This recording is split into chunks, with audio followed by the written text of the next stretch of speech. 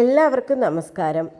കാവി വസ്ത്രം ധരിച്ച സന്യാസിമാർക്ക് പ്രവേശനമില്ലാത്ത ഒരു ക്ഷേത്രം, അതുപോലെ സദ്യയ്ക്ക് പപ്പടം വിളമ്പാത്ത ഒരു ക്ഷേത്രം, ആനകളെ എഴുന്നള്ളിക്കാത്ത കൊടിയേറ്റമോ കൊടിമരമോ ഇല്ലാത്ത ഒരു ക്ഷേത്രം. അങ്ങനെ ഒരു ക്ഷേത്രത്തെക്കുറിച്ചാണ് നമ്മൾ ഇന്ന് പറയാൻ പോകുന്നത്. അപ്പോൾ ഇതുപോലുള്ള വീഡിയോകൾക്കായി എല്ലാവരും എൻ്റെ ചാനൽ സബ്സ്ക്രൈബ് ചെയ്ത് വെക്കണേ. കണ്ണൂർ ജില്ലയുടെ വടക്കേ അറ്റത്ത് പയ്യന്നൂർ നഗരത്തിൽ സ്ഥിതി ചെയ്യുന്ന പ്രസിദ്ധമായ ഒരു ക്ഷേത്രമാണ് പയ്യന്നൂർ സുബ്രഹ്മണ്യ സ്വാമി ക്ഷേത്രം. പയ്യന്നൂർ നഗരത്തിൻ്റെ തെക്ക് ഭാഗത്തായാണ് ഈ ക്ഷേത്രം സ്ഥിതി ചെയ്യുന്നത്. ഈ ക്ഷേത്രത്തിൽ അത്യുഗ്രമൂർത്തിയായ സുബ്രഹ്മണ്യ സ്വാമി പ്രതിഷ്ഠയാണ് ഉള്ളത്.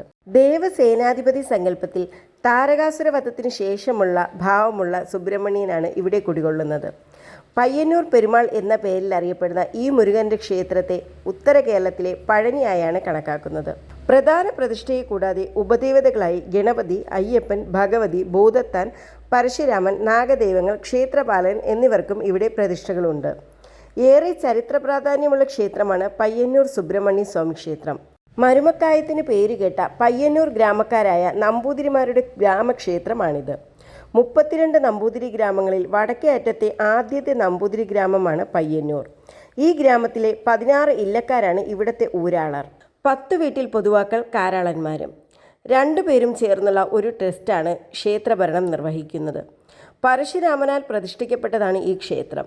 അതുകൊണ്ട് തന്നെ പരശുരാമ ശാസനകൾ പാലിക്കുന്ന ക്ഷേത്രം കൂടിയാണ് ഇത്. ഇവിടുത്തെ ഏറ്റവും വലിയൊരു പ്രത്യേകത കാവി വസ്ത്രധാരികളായ സന്യാസിമാർക്കും ഉപനയനമുള്ള ക്ഷത്രിയന്മാർക്കും ഈ ക്ഷേത്രത്തിൽ പ്രവേശനമില്ല എന്നുള്ളതാണ്.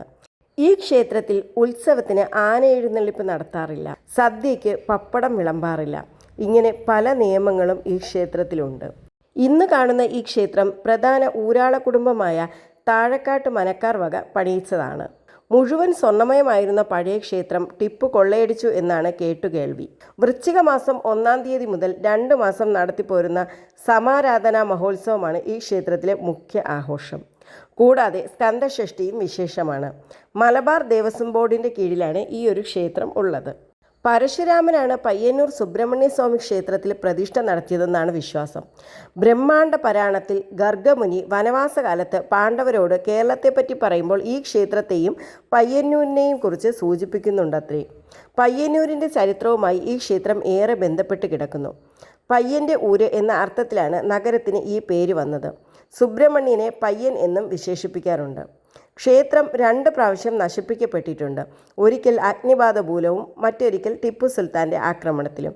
കൊല്ലവർഷം 964 നടന്ന ടിപ്പുവിൻ്റെ ആക്രമണത്തിന് ശേഷം 988 ക്ഷേത്രത്തിൻ്റെ പുനർനിർമ്മാണം ആരംഭിക്കുകയും 1002 ബിംബപ്രതിഷ്ഠയും ബ്രഹ്മകലശവും നടക്കുകയും ചെയ്തു. 12 അടി ഉയരമുള്ള ചുറ്റുമതിൽ ഈ ക്ഷേത്രത്തിൻ്റെ മറ്റൊരു പ്രത്യേകതയാണ്. ചുറ്റുമതിലിനകത്തായി 3 ഏക്കറോളം വിസ്തൃതിയിൽ ക്ഷേത്രം സ്ഥിതി ചെയ്യുന്നു. 2 നിലകളുള്ള ശ്രീകോവിൽ ഗജപൃഷ്ഠ മാതൃകയിലാണ് നിർമ്മിച്ചിരിക്കുന്നത്.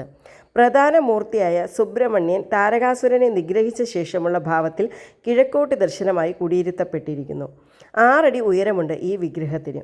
ഈ ക്ഷേത്രത്തിന് സമീപത്തായി തന്നെ ഒരു സർപ്പക്കാവും 4 മുമ്പിൽ കൊടിമരത്തിൻ്റെ സ്ഥാനത്ത് കന്യാഭഗവതിയും കൂടിയിരിക്കുന്നു. കേരളത്തിലെ മറ്റു ക്ഷേത്രങ്ങളിൽ നിന്നും ഇത് വളരെയധികം മാറി നിൽക്കുന്ന ഒരു പ്രത്യേകത തന്നെയാണ്. മറ്റൊരു പ്രത്യേകത ഈ ക്ഷേത്രത്തിൻ്റെ നിർമ്മിതിയിൽ കരിങ്കല്ല് വളരെ കുറച്ച് മാത്രമേ ഉപയോഗിച്ചിട്ടുള്ളൂ എന്നതാണ്. ഈ പ്രദേശത്ത് ലഭ്യമായ ഉറപ്പുള്ള വെട്ടുകല്ലാണ് ക്ഷേത്രത്തിൻ്റെ നിർമ്മിതിയിൽ പ്രധാനമായും ഉപയോഗിച്ചിട്ടുള്ളത്. ക്ഷേത്രത്തിന് പുറത്ത് മുൻവശത്തായി വിശാലമായ ക്ഷേത്രക്കുളമുണ്ട്. വെട്ടുകല്ലിൽ പടുത്ത ഈ കുളം ഇതര ദേശക്കാർക്ക് ഒരു ദൃശ്യം തന്നെയാണ്. അതുപോലെ തന്നെ ഈ ക്ഷേത്രാങ്കണത്തിലുള്ള ഇലഞ്ഞിമരമാണ് മറ്റൊരു പ്രത്യേകത. ഈ ഇലഞ്ഞിമരം എല്ലായ്പ്പോഴും പൂക്കാറുണ്ടെങ്കിലും ഒരിക്കൽ പോലും കായ്ക്കാറില്ല. തണ്ണീരമൃതമാണ് ഈ ക്ഷേത്രത്തിലെ പ്രധാനപ്പെട്ട വഴിപാട്. കുടുംബ ഭദ്രതയ്ക്കും ഐശ്വര്യത്തിനും വേണ്ടി ഭഗവാന് ഇഷ്ടപ്പെട്ട ഒരു വഴിപാടാണ് ഇതെന്നാണ് ഇവിടുത്തുകാരുടെ വിശ്വാസം. അപ്പോൾ നമ്മുടെ ഇന്നത്തെ വീഡിയോ ഇവിടെ അവസാനിക്കുന്നു. മറ്റൊരു ക്ഷേത്രത്തിൻ്റെ വീഡിയോയുമായി നമുക്ക് അടുത്ത ദിവസം കാണാം. എല്ലാവർക്കും നല്ലൊരു ദിവസം ആശംസിക്കുന്നു. നന്ദി, നമസ്കാരം.